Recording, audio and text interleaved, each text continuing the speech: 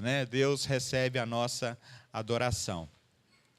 Então, feito esses avisos, eu quero convidar vocês para a gente ler um texto, um versículo apenas, Romanos 3, 24. Romanos 3, 24. Eu vou ler na ARA, essa versão que está projetada aí. Vamos ler juntos, todos? Vamos lá? Sendo justificados gratuitamente por sua graça, pela redenção que há em Cristo Jesus. Mais uma vez, sendo justificados gratuitamente pela sua graça, pela redenção que há em Cristo Jesus. Amém. Pai, nós estamos diante de uma verdade poderosa. E nós pedimos, Pai, que o Senhor fale conosco nessa manhã por meio dela. Que o Senhor realmente manifeste, Pai, o teu cuidado, a tua graça de abrir os nossos olhos para as verdades que estão nas Escrituras Sagradas. E que a gente possa viver de acordo com essas verdades, Pai, no nome de Jesus. No nome de Jesus. Queridos, imagine que você tenha uma dívida impagável. Imagina que você tem uma dívida que você não sabe, ou que você sabe, que dificilmente você vai conseguir pagá-la. Interessante que nesse tempo de redes sociais, daquilo que eles chamam de experimento social, tem alguns influenciadores que fazem o seguinte tipo de experiência. Eles chegam para uma pessoa na rua e perguntam para ela assim, mais ou menos, quanto que é o seu dia de trabalho? Ah, o meu dia é tanto. E aí, depois de alguma conversa, aquela pessoa diz assim, olha, eu gostei de falar com você. Eu vou te dar 3 vezes mais o seu dia de trabalho para você voltar para casa se você quiser ou continuar trabalhando o dia todo. E a reação das pessoas, normalmente, é uma reação muito inusitada, né? É uma reação que, às vezes, mistura ali uma emoção com um choro e com uma descrença. Por que você está fazendo isso? E é claro, a pessoa não vai entrar nessa conversa do porquê que ele está fazendo aquele experimento, né? Mas, normalmente, ele está querendo demonstrar um ato de gentileza. Ele está querendo demonstrar um ato de acolhimento. E para algumas pessoas, aquilo, naquele momento, era assim uma resposta de que, nossa, parece que Deus me ouviu no dia de hoje. Mas e quando nós pensamos na dívida que o pecado nos trouxe? Porque a partir da queda, a partir de Adão, o nosso primeiro irmão, né, ou o nosso irmão mais velho, a Bíblia diz que nós pecamos, nós erramos o alvo, nós tomamos decisões erradas, nós fazemos escolhas, e Paulo vai declarar que, de alguma forma, né, o resultado das nossas escolhas erradas, o resultado de virarmos as costas para Deus, é que nós vamos construindo uma dívida que não pode ser paga. Nós vamos construindo uma dívida que a gente não tem como pagar. E aí, em todas as culturas, o ser humano vai tentar lidar com isso, né? Ele vai tentar lidar com essa coisa de que, olha, eu não estou à altura da divindade, eu preciso pagar, eu preciso oferecer alguma coisa, eu preciso prestar algum tipo de reverência, algum tipo de culto, eu preciso oferecer sacrifícios.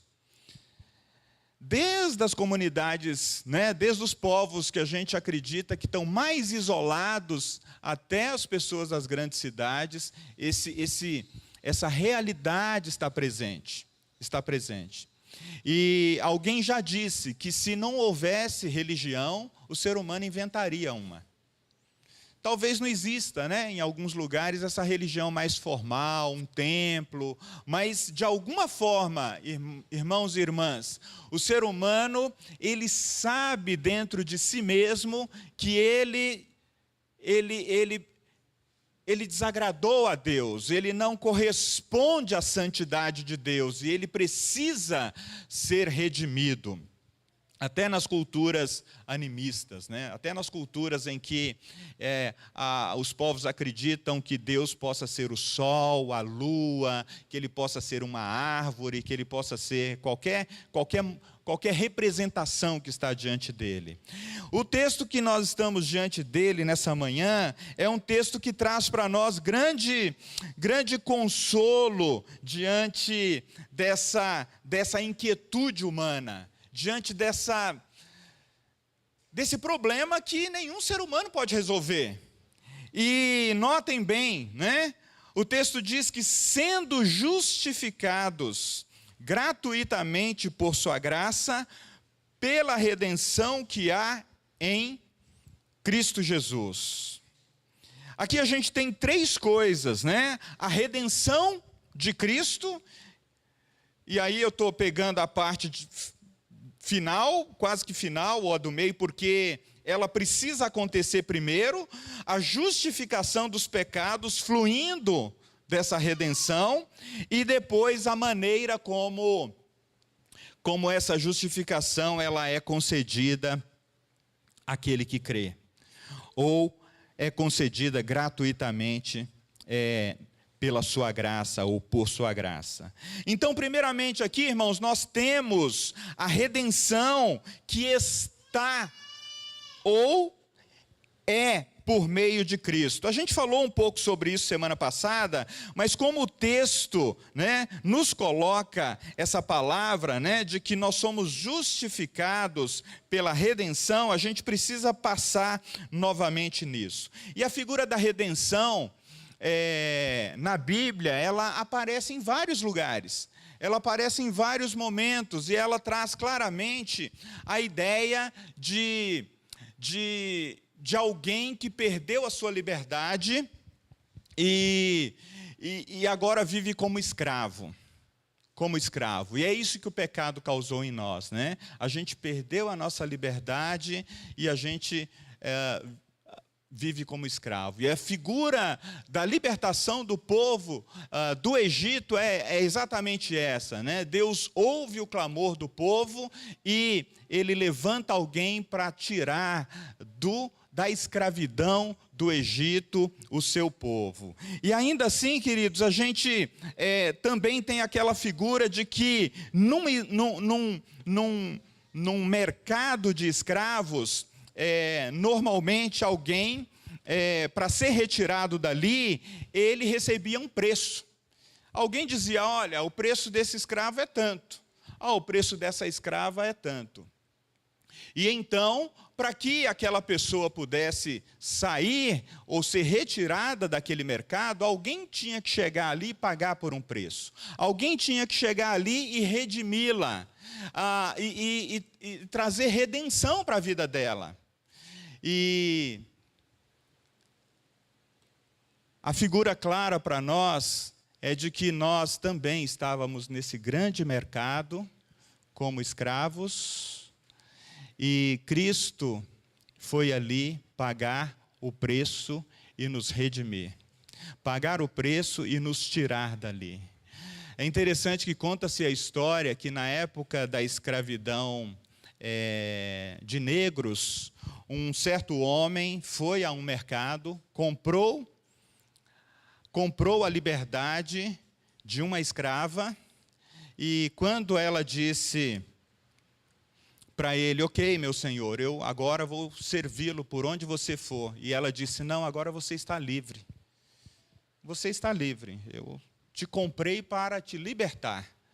E ela ficou sem entender, dizendo, não, mas como assim? Normalmente os senhores compram para que a gente passe a ser um servo teu em qualquer lugar. E ele disse, não, você é livre para você ir aonde você for. E ela disse, bom, como você comprou a minha liberdade e me libertou, eu quero acompanhar você por onde você for. Então essa é uma figura do que Cristo fez por nós, né? Porque Ele entrou naquele mercado e pagou o melhor preço, ou o alto preço por cada um de nós, e nos declarou livres, a gente pode então dizer, por onde o Senhor for, eu quero estar contigo. Porque a gente reconhece em Jesus esse rei, ou esse governador, ou esse Senhor que nos amou. Amados, agora pense só. Antigamente os reis também, eles tinham o poder, ou as rainhas, de, quando alguém era levado ali num tribunal diante dele ou dela, de perdoar alguém por um crime, que a própria sociedade estava cobrando talvez uma pena de morte. Mas vejam só, esse rei, ele podia perdoar ou perdoá-la, mas ele não podia justificar aquele que estava sendo perdoado. Vocês percebem aí uma diferença? A diferença aqui, queridos, é que, olha só, aquela pessoa que estava sendo perdoada, a culpa dela não estava sendo removida. Ela estava apenas recebendo uma declaração de um rei ou de um governante de que ela não receberia a pena de morte. Mas ainda assim, havia sobre ela aquela falta. Havia sobre ela aquela culpa. Um rei humano, uma rainha humana, um governante, um ser humano, ele pode receber o perdão de um rei. Ou o rei pode conceder um perdão para um ser humano, mas ele não pode justificá-lo das suas culpas. Daí a gente se pergunta, né? Por que nós precisamos de um Deus justo, de um rei justo, que viesse nos justificar? Por que não poderia ser qualquer pessoa? Qualquer pessoa que tivesse uma autoridade humana, uma autoridade maior do que todas as autoridades. Porque precisaria ser alguém justo. Precisaria ser alguém sem pecado. Mas também precisaria ser alguém que fosse absolutamente humano, para levar a culpa, para levar sobre si mesmo o pecado da humanidade, de cada um de nós. E então, é por isso que as Escrituras vão nos dizer, queridos, aqui ainda em Romanos 3:23, que um veredito havia sido dado sobre a humanidade. Todos vocês pecaram, todos vocês se desviaram, todos vocês não alcançaram o padrão da glória de Deus. E então a redenção em Cristo era necessário. A redenção em Cristo tornou-se absolutamente necessária. Eu ainda penso num outro exemplo. Imagine assim, se uma mãe, um pai, alguém que ama, um amigo, tivesse a oportunidade de trocar com uma pessoa que foi condenada a 1 ano de prisão, trocar de lugar com ela, e dissesse, não, olha, eu vou cumprir a pena no lugar dele. Ainda assim, ela não teria o poder de tirar a culpa de sobre aquela pessoa a quem ela estivesse tomando o seu lugar. A gente procura entender um pouquinho o que é essa coisa de tomar o lugar do outro, especialmente na figura de uma mãe, talvez de um pai, mas muito mais de uma mãe.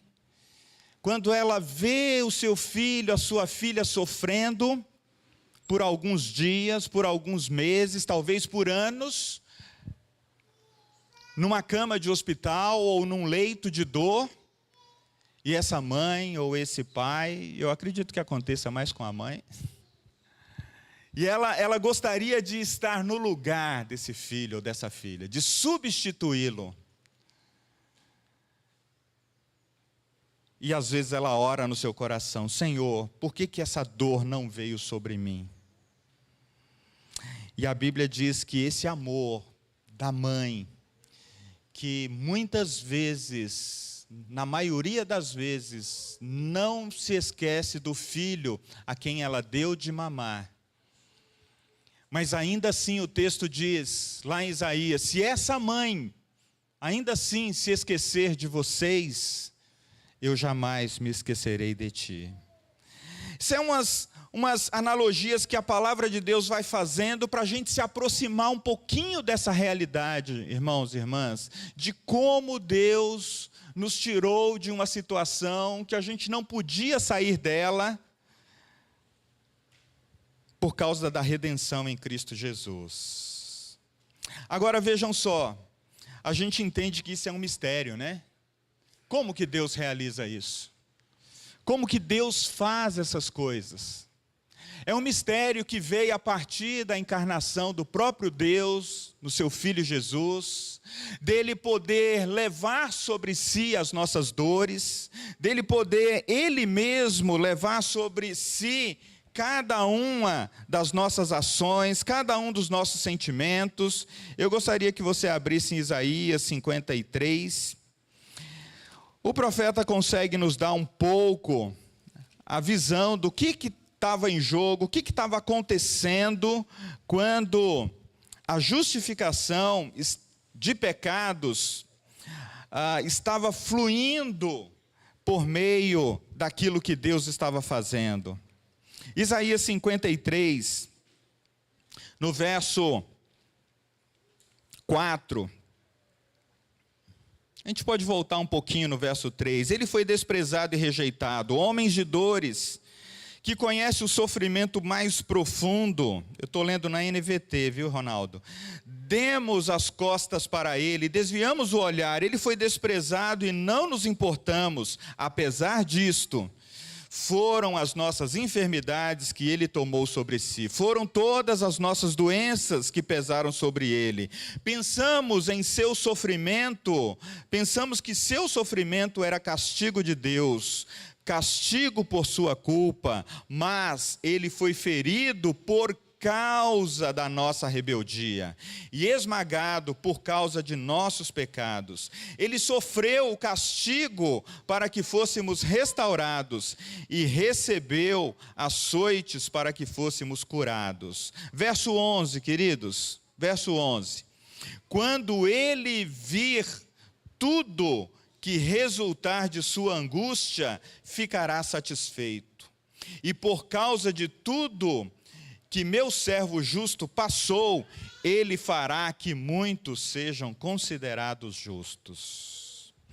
Por que você e eu, que um dia aceitou o sacrifício de Jesus na cruz, foi considerado justo diante de Deus? Porque Jesus Cristo tomou a culpa que estava sobre nós. Jesus Cristo levou os pecados que a gente cometeu no passado. Os pecados que você eventualmente cometa hoje e aqueles que nós eventualmente cometeremos até o fim dos nossos dias. Isso é algo misterioso. Isso chama-se graça de Deus. Isso chama-se justificação pela graça, amados. É por meio de Jesus Cristo, por meio dessa obra do servo, né? E quando ele vira o resultado de toda essa angústia, de toda essa dor, de toda a morte, de todo o ódio que está espalhado, não somente pelas nações que vivem em guerras, mas também pelos lares que vivem em guerra. As pessoas que vivem em guerra umas com as outras. Deus é capaz de restaurar quando nós confiamos no sacrifício de Jesus realizado na cruz. Ah, queridos, a graça concede a cada um dos homens e mulheres aquilo que a carne e o sangue não poderiam fazer.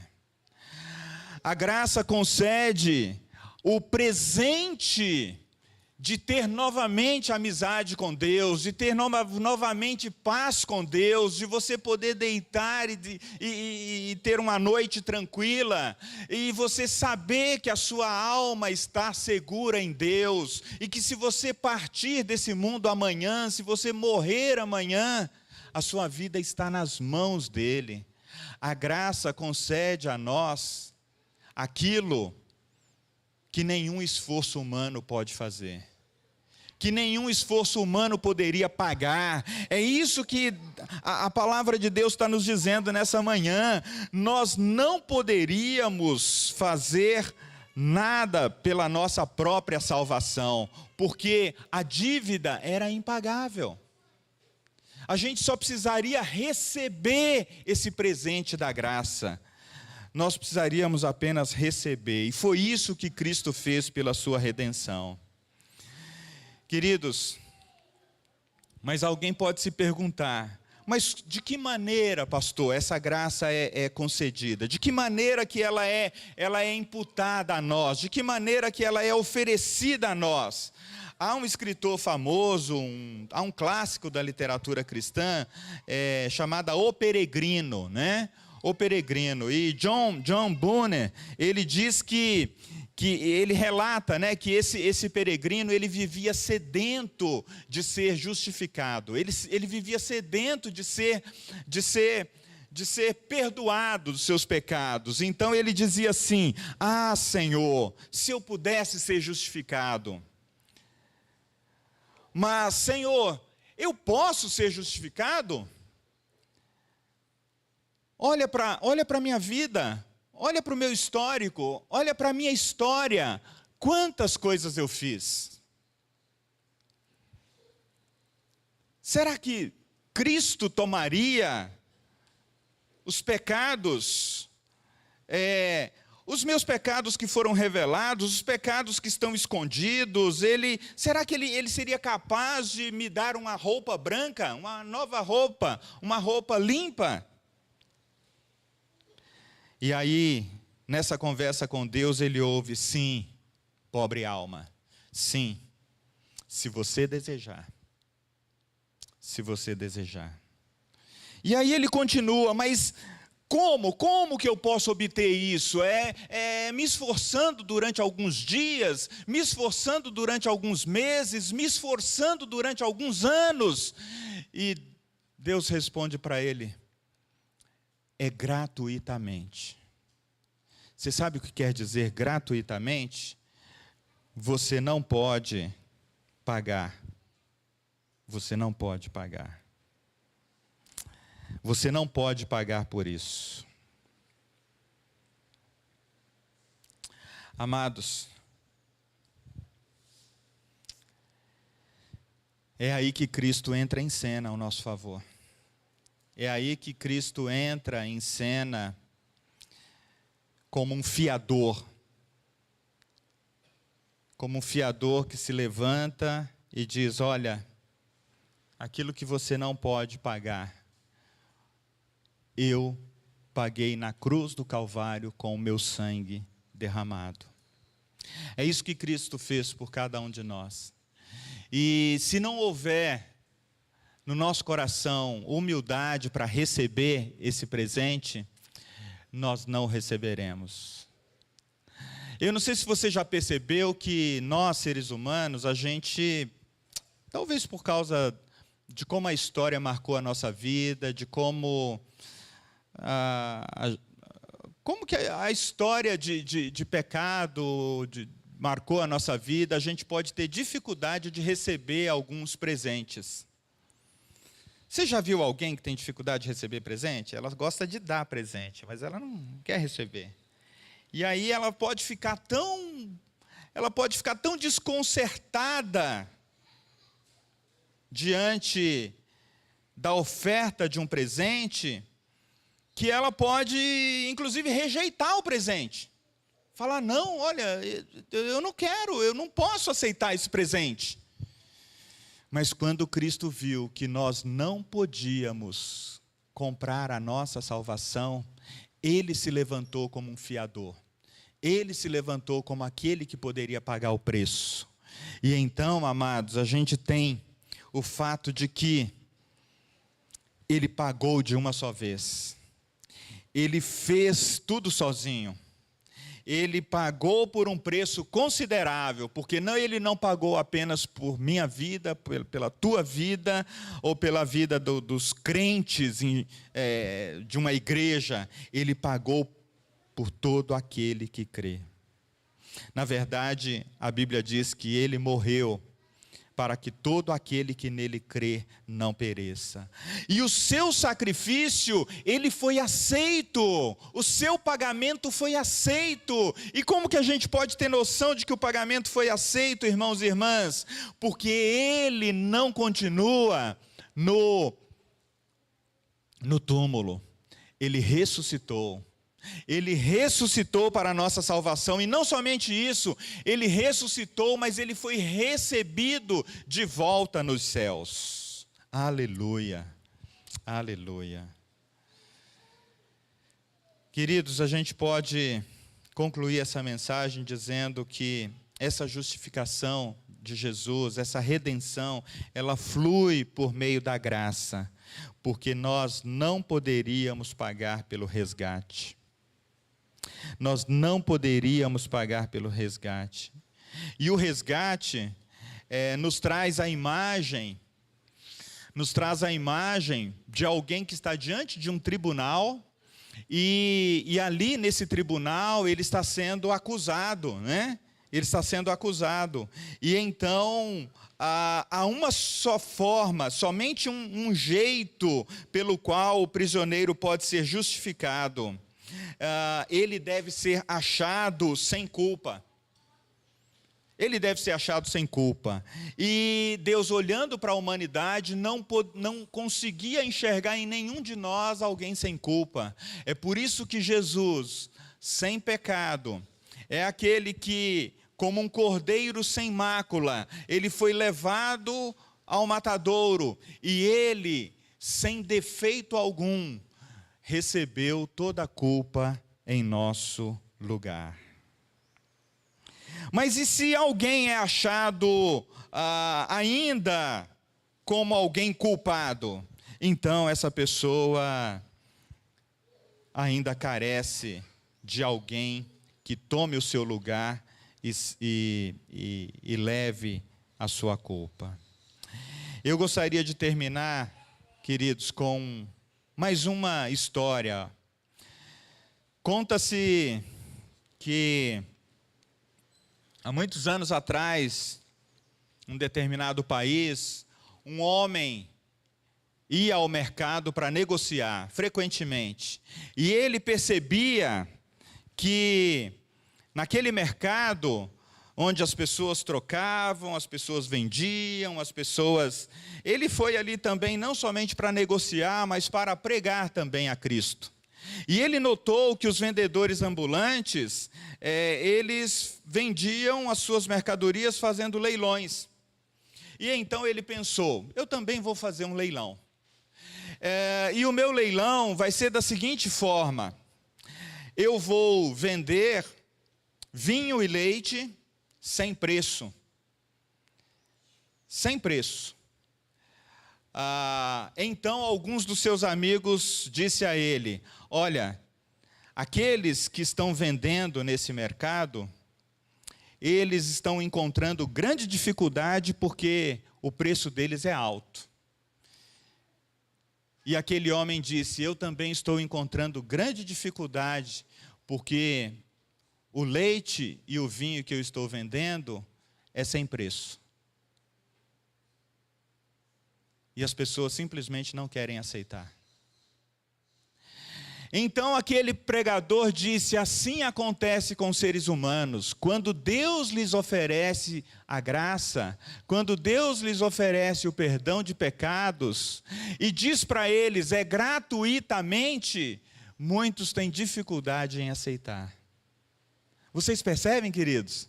Vocês percebem que se alguém for instado, olha, para você receber a sua salvação, você precisa fazer uma peregrinação, você precisa fazer isso, você precisa amanhã acordar bem cedo, você precisa construir uma série de regras e esforços.